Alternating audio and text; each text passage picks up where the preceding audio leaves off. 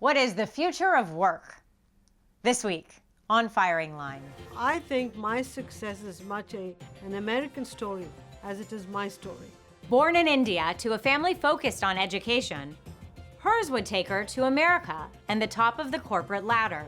Indra Nooyi became the 11th female CEO of a Fortune 500 company in 2006, taking control of an iconic American portfolio, PepsiCo.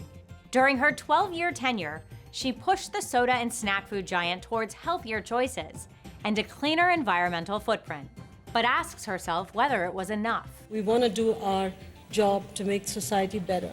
These days, she's thinking about how to fix the care economy as she reflects on her own juggling act. I don't think women can have it all.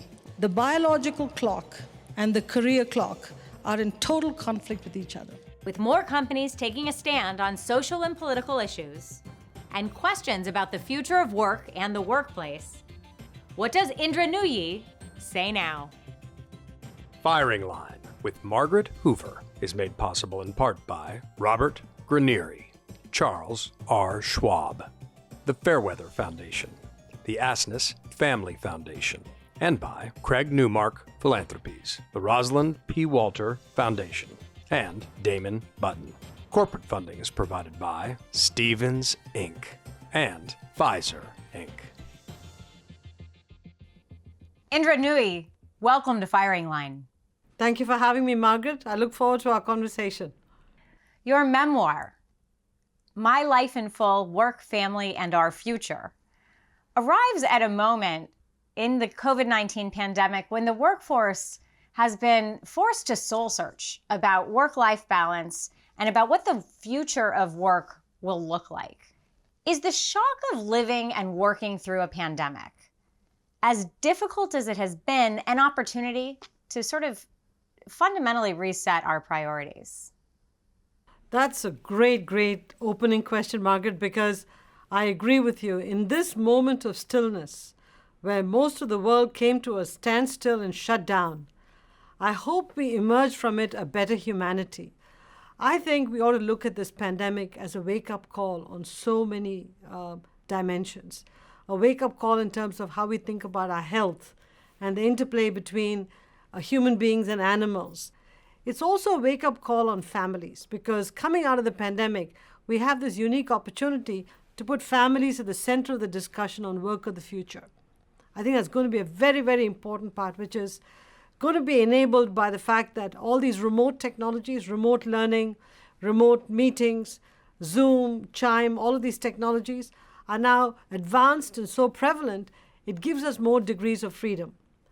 But it's also a time we have to be very careful not to create a two-class society, where we have the office workers who can actually think about flexibility and think about hybrid work, but the essential worker has no choice but to show up at work every day, and we don't include them in the discussions of future of work. So I think this is a very interesting time in the evolution of humankind in the last century, and I hope we pause and think about what kind of a society we're trying to build. Your book includes rich details about your life. You described a commitment to education during your childhood in India, your decision to come to the United States. You walk through your rise through some of the world's most influential companies, which ultimately landed you as the chief executive officer of PepsiCo. Your story sounds a lot like an American dream realized, and you've said that it couldn't have happened anywhere else. Why do you believe that? Well, I've seen leaders in many other countries, and I honestly don't believe somebody coming from India, in the time that I came, a woman from an emerging market could have risen to the position I did in any other country. I really don't think so. And I also don't think mentors would have showed up the way they did in the United States to pull me along. So I think my success is much an American story as it is my story. When you became the CEO of PepsiCo in 2006, you launched Performance with Purpose, which was a new approach to creating a more sustainable company. You articulated 3 pillars: nourish, replenish, and cherish. I'd like to talk about nourish first. because you describe a meeting with the founder of Apple, Steve Jobs.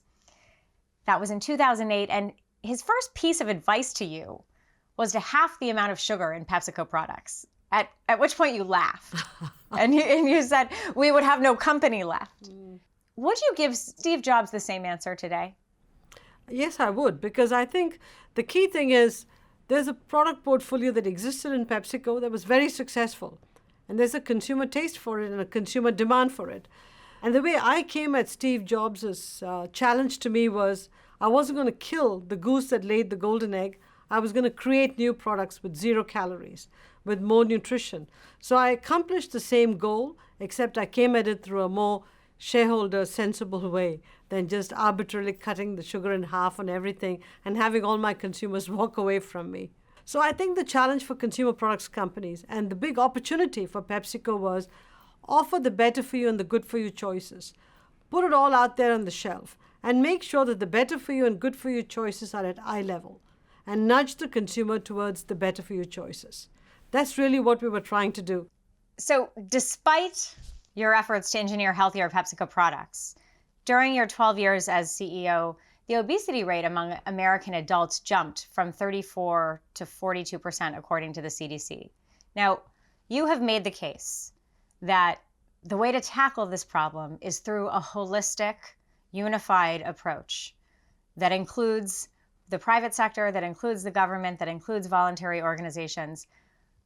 Tell me more about what that would look like and how we would tackle that problem, and then what role the private sector ought to play in it.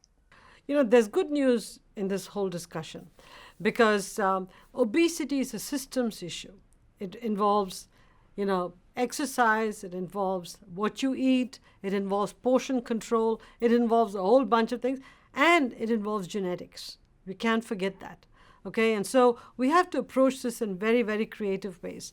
The great news is, as an industry, the food and beverage industry got together and said, obesity is a challenge for the country.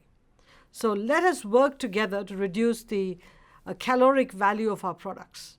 And we committed to removing 1.5 trillion calories from the American diet in 5 years. And we got our biggest critic, the Robert Wood Johnson Foundation, to be the independent judge of whether we actually reduce those calories. Lo and behold, in 5 years, we took out almost 6 trillion calories from the American diet. In spite of that, obesity went up, which means that consumers were making choices about what they eat and how much they ate of it. That was way beyond the packaged food and beverage business. So I think if we are going to solve obesity as an issue, and we should coming out of the pandemic, because it's a comorbidity that makes people sicker, I think it requires private sector, farmers, government, everybody coming together, because right now, the incentives for nutrition and the incentives for agriculture are not even aligned.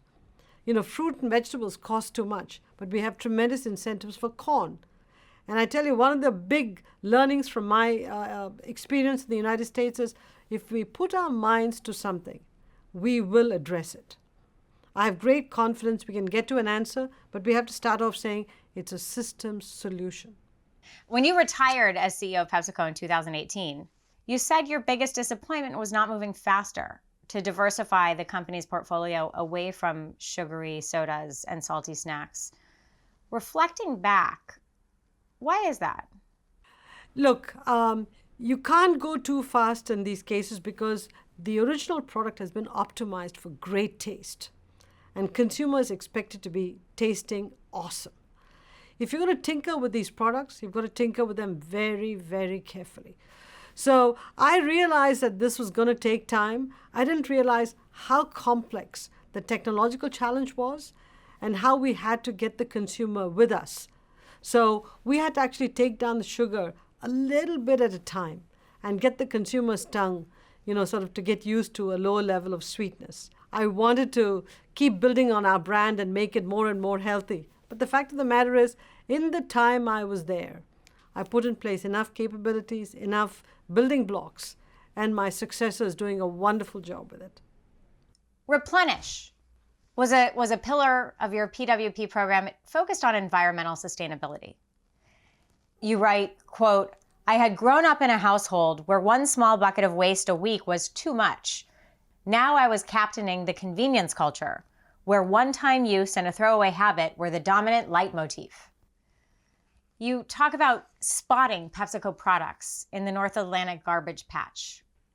PepsiCo and Coca-Cola most recently were among a group of more than 70 international companies that have called for a global pact to combat plastic pollution. Are you satisfied with the pace of change in this area? Everything I wish could go faster. For me, it's like big problems like this, we just need to go as fast as we can. But let me talk about the push and the pull. As long as there's a strong consumer demand for convenience, as long as there's a demand for throwaway bottles as opposed to reusable bottles, it's going to be a challenge for companies to unilaterally make change. And so we have to rethink how much convenience are we willing to give up in order to help the environment. So it's a push and a pull that has to be thought through. You write quite a bit about the mentors who were so critical in guiding you through your career. In this moment of remote work and Zoom culture, how can leaders mentor young employees in a remote work environment? I don't know. If there's one thing that I think about, I worry about a lot is, what's the corporate culture when everybody's working remote? How do you really understand the human aspects of interaction and development in a remote working environment? Would we end up with a situation where those who come to work are going to be promoted and those that don't come to work regularly are going to be held behind? I worry about all of those things. I'm glad I'm not a CEO today if I have to deal with all of these dimensions. But I will tell you that there's a lot to be said for being in the office, for being in meetings, for walking in corridors and sort of sticking your head into meetings and seeing what's going on. So I think where we have to get to is some judicious mix of remote working for a couple of days of the week, coming into the office 3 or 4 days of the week, and alternating between husband and wife if both are working, so that both can make their careers happen, but work on days when the other one is working from home. So we have to evolve all kinds of work styles. There's a lot of thinking and experimentation that has to happen the next year or two. In 2019, more than 100 CEOs of the Business Roundtable signed a letter committing to stakeholder focus rather than a shareholder focus. And you write in your book that made you feel vindicated. Are stakeholders more important than shareholders? It's not about stakeholders versus shareholders. Shareholders are critically important because they give us the money to fund the company and to keep going. So I think it's a judicious balance. If you say maximizing shareholder value delivery at the expense of everything else, which is what many companies and CEOs have been doing, that's terrible. I think the stakeholder focus is not moving away from shareholders to stakeholders. It's a judicious mix of shareholders plus the other stakeholders, because big companies are part of societies. And we all owe those societies a duty of care. We can't just go in and do whatever we want and then say, hey, tough luck, your government has to take care of it. So I think if you take a stakeholder focus, you have a different appreciation for the societies and the people within whom you're operating, and you'll run a better company for the long term. I'm sure you're aware that there has been some research conducted about whether some of the firms who have signed that letter are actually walking the walk. One research paper I read found, quote, relative to within industry peer firms, signatories of the BRT statement have higher rates of environmental and labor-related compliance violations and pay more in compliance penalties as a result, despite the BRT statement's specific reference to employees and the environment. So, how do you tackle the criticism that many of the ideals set forth in that letter were simply window dressing? Well, it would be a tragedy if it was a window dressing. Right after they signed the BRT statement, we went through the pandemic. So I think coming out of the pandemic, I honestly believe many CEOs want to make the changes. I would not judge them based on what they did during the pandemic, because that was confusing times for everyone. Let's see what happens going forward. I'll speak to PepsiCo. They're doing a great job. Everything I'm reading in the press about what PepsiCo is doing on environmental issues, I'm proud of what my successor and the team are doing.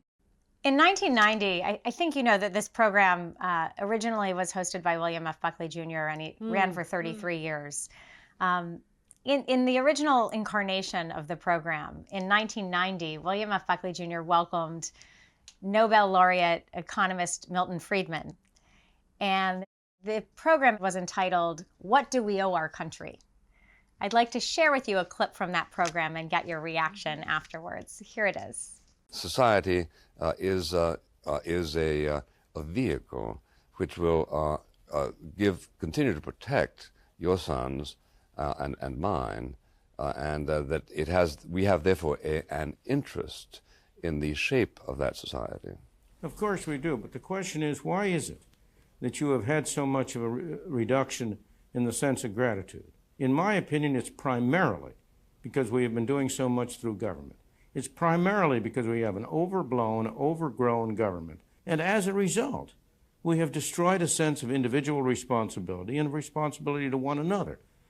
Now everybody takes it for granted that if there's a problem, the government's going to take care of it.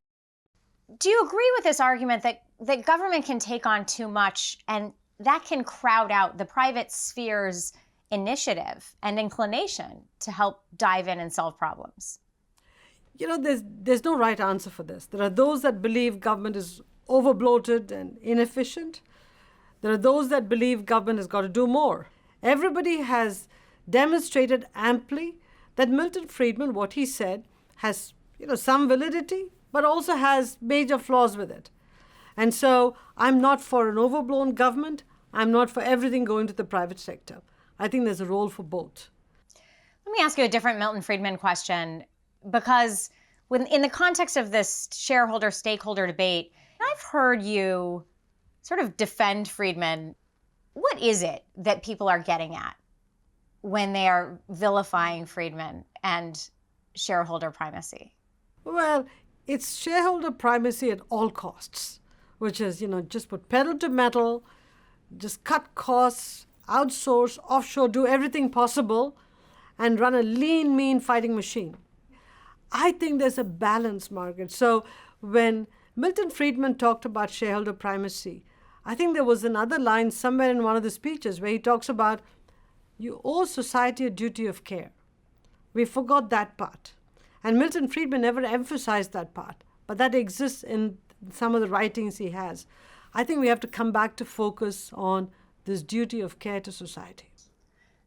BlackRock's Larry Fink has been urging CEOs for several years now to consider how they can personally contribute to society. And just this week, he wrote his annual letter and it said, quote, "Stakeholder capitalism is not about politics. It is not a social or ideological agenda. It is not woke. It is capitalism, driven by mutually beneficial relationships between you and the employees, customers, suppliers, and communities your company relies on to prosper.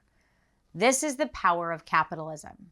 What did you think when you read his letter or when you heard about that letter? I mean, I know Larry Fink well, brilliant man, and he thinks this way. And so to put it in such elegant terms and articulate it the way he did in his letter, kudos to him. I mean, there's nothing about what he said that you can fault. It's sensible capitalism. What he's talking about is capitalism with humanity, capitalism the way it was intended to be. Why are we hijacking capitalism to be something it shouldn't be? Why are we saying it's got to be maximizing shareholder value at the expense of everybody else? Somebody's going to have to pay the collateral costs of all of the damage that capitalism creates if it's to the exclusion of everything else. So I think we should parse Larry Fink's letter very, very carefully and really understand the spirit of it and say, what is it going to take for us to implement that in society without an overbloated government? I'm not for huge government, being intrusive in every aspect of our life and being inefficient. I'd like an efficient government serving all the people in the spirit of Larry Fink's letter. Millennials, as you know, are less inclined to support capitalism, probably less inclined than any generation before them. According to a 2018 Gallup poll, 45% of them view capitalism positively. Do corporations have a role to play to educate millennials about the good that capitalism has done and to push back against the drumbeat of socialism that is ascendant in that generation? I don't think people know what socialism is really. And all that they're interpreting in capitalism is too much is flowing to the top. And they're looking at many issues in society not addressed. And since they don't have anybody to blame, they assume it's capitalism gone awry. The answer is not capitalism versus socialism. It's capitalism the way Larry Fink has articulated it. And if you have capitalism with humanity, capitalism with a view to all stakeholders, I think this word socialism will disappear from our lexicon and be replaced with capitalism with humanity. Your rise to the top of PepsiCo put you in a very small sisterhood of female CEOs. Leading Fortune 500 companies, you were the 11th. And you cite progress in the number of women now at the top, 41. You're also an immigrant and a person of color. And there is a major push in the corporate world for diversity, equity, and inclusion. You say diversity is, quote, a numbers game, while inclusion is a mindset. Explain the distinction. See, whenever somebody has a diversity program, which is very important, and I'm going to come to why it's important to have the numbers game first. It's you bring the people in, you hire them in, and you promote them, and you put them in positions. But if you don't make it easier for them to function and contribute, and you put a lot of barriers in their way in terms of unconscious bias, in terms of not really including them in the seats of decision making, they're going to feel disenfranchised. And pretty soon, you strip away their confidence, and then their competence, and then they leave. That's not the outcome you're looking for. So that's why the mindset in the company to make all talent feel included is critically important before you start any diversity program.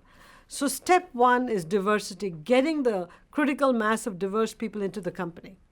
Step two, or step 1.1, is practicing the inclusionary behavior. Because sometimes people have just behaved a certain way to each other for years. For example, sometimes men talked over me, and I talk about this in the book. Or they rolled their eyes when I talked. But by drawing attention to small issues like that, you can sensitize people to saying, hey, you're in an environment where there are diverse sets of people around here. Why can't you be more sensitive to how your behavior is being perceived by people? It's as simple as that, Margaret. So I think that you need a critical mass of diversity, and then you practice inclusionary behavior. So one is numbers, the other is a mindset and a behavior. And you need both to work if you want to create an environment in your company where all the best and brightest can come to work. You spend a lot of time now advocating for the care economy and the need for a better work-life balance for both men and women. Yep. But you told the Harvard Business Review in November that, quote, all bets are off when it comes to work-life balance once you make it to the C-suite. Now, in your farewell letter to 270,000 PepsiCo employees, you write, quote, if I'm being honest, there have been moments I wish I'd spent more time with my children and family. Does being a CEO simply mean that there are some sacrifices that must be made when it comes to parenting and family? Absolutely. I mean, it's not just being a CEO. All of us go through life wishing we had done more of this, wishing we had been a better mother, better father, better uncle. In my case, I was CEO at a time when technology was not prevalent. We didn't even have a smartphone. Internet was in its infancy. These remote technologies didn't exist, so I couldn't go home, pick up the kids off the bus, and then continue working after 5 or 6. So I grew up in a different time. The great thing about COVID is it advanced all these technologies. So I'm actually looking at this one development as a silver lining in COVID. It taught us what flexible working is all about, and the technologies have developed and are going to develop in even more profound ways. You told the New York Times that you had never asked for a raise because you, quote, find it cringeworthy. After that, you clarified to Fortune that you weren't telling others not to speak up, but that your own cultural upbringing was what had stopped you from asking for certain things like money. You know very well that women are making 83 cents for every dollar of their male counterparts. How should women advocate for themselves with respect to salary? So I am a huge, huge proponent of pay parity. There's no way out of it. I mean, look, two people for the same job they do should get paid the same amount of money. Man, woman, man, man, woman, woman, I don't care. I had my HR department do an analysis, and they came back and said, look, by and large, we're within 2%. Some of the women were getting paid 2% less. I said, what if we gave them 2% more? If 2% doesn't matter, let's pay them 2% more then. So they got the message, and they made sure pay parity was, a strong message that went across the entire company. So I think it starts with the top, Margaret. The tone at the top is important. And I am a big, big, big proponent of pay parity. I've got 2 daughters, for crying out loud. I do not want them to ever feel even remotely discriminated against. And forget my daughters. Every woman in the world is my daughter. Okay? I want them to feel that they're treated fairly and that they can ask for something if they believe that they're being discriminated against. Indra Nooyi, thank you for your leadership and thank you for your time at Firing Line. Thank you for having me, Margaret. Appreciate it. Firing Line with Margaret Hoover is made possible in part by Robert Granieri, Charles R. Schwab, the Fairweather Foundation, the Asness Family Foundation, and by Craig Newmark Philanthropies, the Rosalind P. Walter Foundation, and Damon Button. Corporate funding is provided by Stevens Inc. and Pfizer Inc.